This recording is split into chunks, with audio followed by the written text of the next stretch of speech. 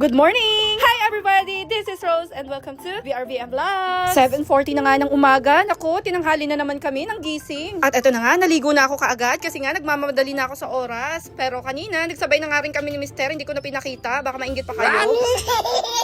At eto na, papasok na ako sa trabaho. Super late na nga. Eto, nilalakad ko lang kasi malapit lang ang aming apartment dito sa aming store. Kasama ko na nga po ngayon si husband siya kasi ang magbubukas. Yung mga anak namin ay tulog pa doon sa bahay. Minsan kasi talagang si husband ang nauunang nagbubukas. Kami nasa bahay pa kasi nga tulog pa yung mga bata at kailangan ko pang paliguan. So iba-iba po yung aming routine. Depende kung nagigising na ng mas maaga yung mga anak namin. Kaya sabay-sabay na kami pumupunta dito sa store. At saktong 8:30 na nga ng umaga, meron ng customer na nakaabang sa amin. Kanina pa daw siya. Ganun po talaga. Pagkaramihan senior na yung aming mga customer. Lagi silang maaga at minsan nahihiya nga kami kasi nag-aantay sila. Sorry na po. Sabi ko nga sa aming customer na kay ma'am, sabi ko umupo muna habang inaantay na makapagbukas si Mr. ng aming store. At pagkatapos nga kay ma'am ay sunod-sunod na yung mga nagbayad ng mga bills payment kasi nga due date pa lang ngayong araw na to. Kaya sigurado hanggang mamaya sunod-sunod yung mga magbabayad. Naman po kasi sa Bayad Center business ay hindi naman ganun kalaki ang kita. Parang sari-sari store lang. Talagang coins lang din ang pinapatong namin. Pero diba, ang hirap kasi lumalaban kami dahil mahal talaga ang rentals namin. Sa pagnenegosyo talaga ay dapat magaling kang humawak ng pera o mag-budget kasi pag hindi ka marunong ay talagang mababankrupt ka. Hindi ko na rin talaga mabilang sa daliri ko yung mga small business na nabankrupt sa akin. Kaya yun po ang nagsilbing learnings ko para lumaban sa buhay at mag-try ng another business. At ito na nga, nag-aalmusal na ang ating mga anak. At syempre, mag-aalmusal na rin ako kasi binigyan na ako ng pagkain ni husband. Maraming salamat talaga sa aking husband na mapagmahal at maalaga sa aming munting pamilya. Abangan nyo po yung mga susunod na upload ko.